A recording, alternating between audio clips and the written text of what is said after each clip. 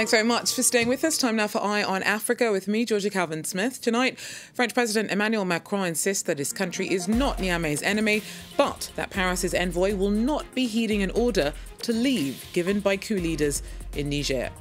Also, Africa sets its own stage for conversations about the ravages of climate change on the continent. The first ever Africa Climate Summit is a week away, and I'll be speaking to its CEO about the existential stakes faced by the continent. And poor and tourism-dependent communities in Ivory Coast are the worst hit by accelerating coastal erosion. The disappearance of the coastline, the collateral damage of ramped-up occupation and use of these fragile environments. But first, France says that it will not budge in its refusal to engage with Niger's coup leaders. A month after their takeover, they issued a Monday deadline to the French ambassador to leave their country. But Paris has insisted that its envoy will stay put. Camille Nedlek has more. The deadline has been and gone, but the French ambassador in Niger is staying put, President Emmanuel Macron has said. This after on Friday, the junta gave diplomat Sylvain Ité 48 hours to leave the country. I think that our policy is correct. It's based on the courage of President Bazoum, on the commitment of our diplomats and our ambassador, who will stay despite pressure and despite illegal claims of authority, as well as on the efforts of our internal security forces and our army. The European Union has also expressed its full support for Ité. The ambassador has not met Niger's new self-appointed government, in line with France's refusal to recognise the legitimacy of the unelected coup leaders. Macron warned that Niger's political crisis would have dire consequences for both the fight against terror in the region and the economy, cut off from international support in the wake of the power grab. We must not give in to the narrative used by the coup leaders that consists of saying France has become the enemy. The problem of Nigerians today is the coup leaders. They put them in danger because they're abandoning the fight against terrorism and good economic policy as they're losing the international funding that was helping them develop. That is the reality, and if we don't come out and say it, who will? Amid rumours of infighting, Bazoum's party released a statement on Monday calling on members to stand united and determined to fight the coup. The US is pointing to complaints from Zimbabwean civil society groups as Washington expresses concerns about the transparency of elections held in the African country last week. The State Department has condemned what it's called systemic bias against opposition candidate Nelson Chamisa and his Citizens Coalition for Change party. Chamisa's slammed President Emerson Mnangagwa's re-election, calling it a blatant and gigantic fraud. He won with 52.6% of the vote, but international observers have noted intimidation of Chamisa's supporters in the run-up to the exercise.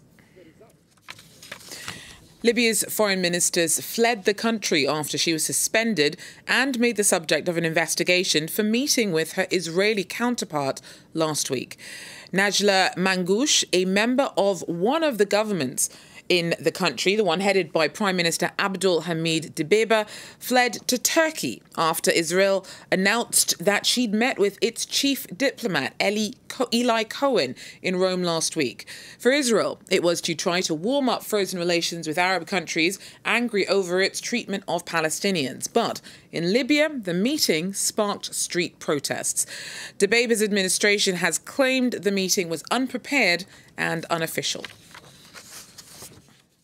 Kenya's just a week away from holding the first ever Africa Climate Summit.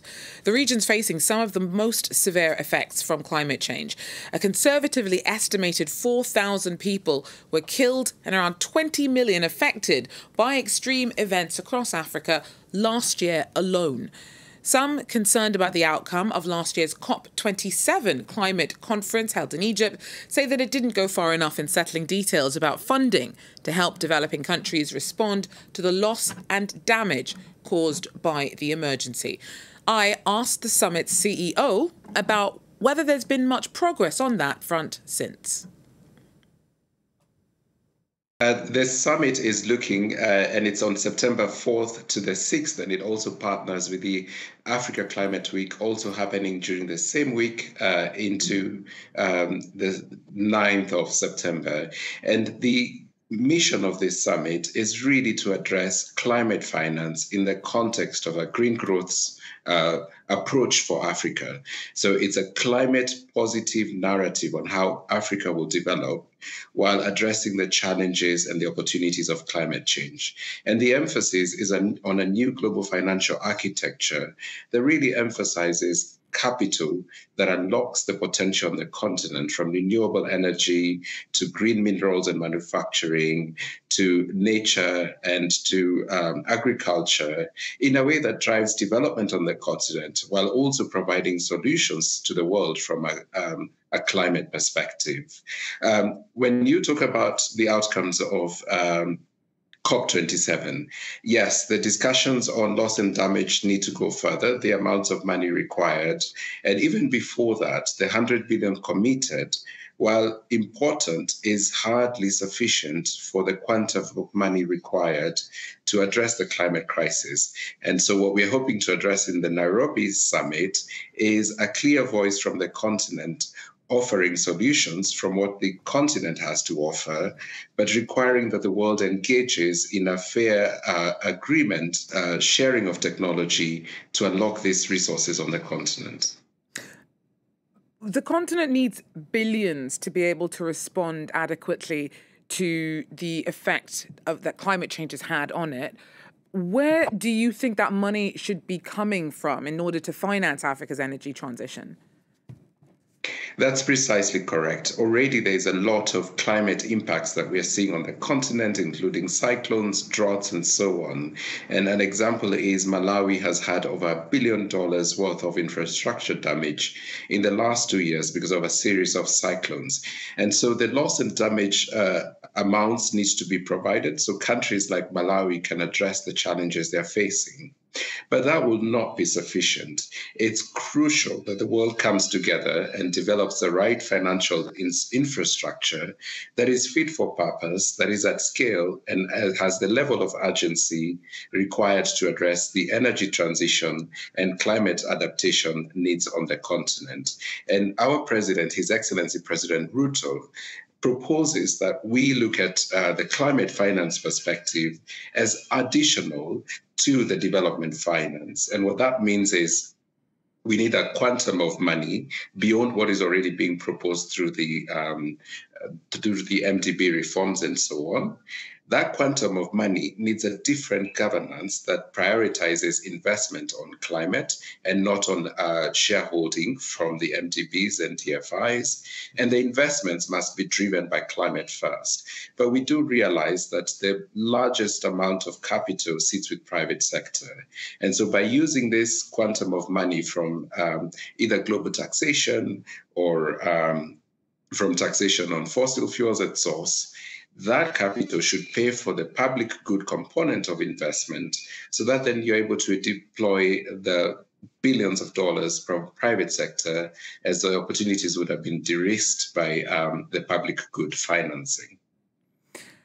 And when it comes to actual political leadership on the continent, do you feel that African leaders are pulling their weight and doing what they can in order to get the job done?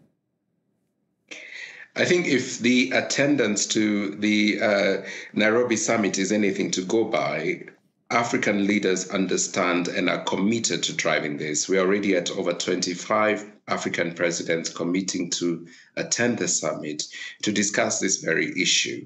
If you listen to the speeches they provide and even the policies that countries are adopting, if we take Kenya as an example with its green growth strategy, Nigeria with its energy transition plan, South Africa with its JET-P plan, Senegal with its JET-P plan, you see very clearly that African governments and African leaders realize, acknowledge, and are committed towards working on the climate agenda.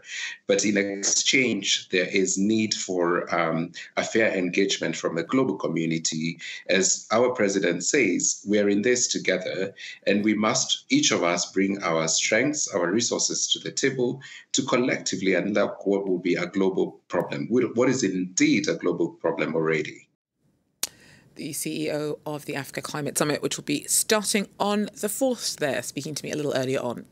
Now, coastal erosion is picking up pace in Ivory Coast. More than a third of the country's coastline is vulnerable to the ravages of the rising sea. From fishermen to hoteliers, the effects are reshaping the economics of whole communities, with the poor and tourism dependent most at risk. Our correspondents report. In the village of Aswende, residents say the coastline is receding as the years go by. Artisanal fishermen are the hardest hit here. This year is bad. We don't even know where we're going to park the boats. We have to destroy lots of houses. We don't know what to do. The sea is too high. People who work in tourism here too fear for their businesses. Every day, the employees of this hotel clean the sand carried by the sea water. Today we have a very high tide. At the moment it is washing up the sand, so the floor is covered with water and sand. It's tiring. It's making us lose customers. When people see that the tide is getting higher, they think it's no point in coming. According to experts from the WACA program for the management of the West African coast, the countries in this region are losing 1.8 meters of land annually through sea erosion. When people move, you have to look for other land, other areas to resettle them. So first, we need to make people realize erosion is here and it's happening. We also need to rethink urban development so that people can take this phenomenon into account. Coastal communities here are sitting on a ticking time bomb, and many fear it is only a matter of time that the waves catch up with them. That's it for Eye in Africa. Thanks for joining us. Do so again. Till then, take care.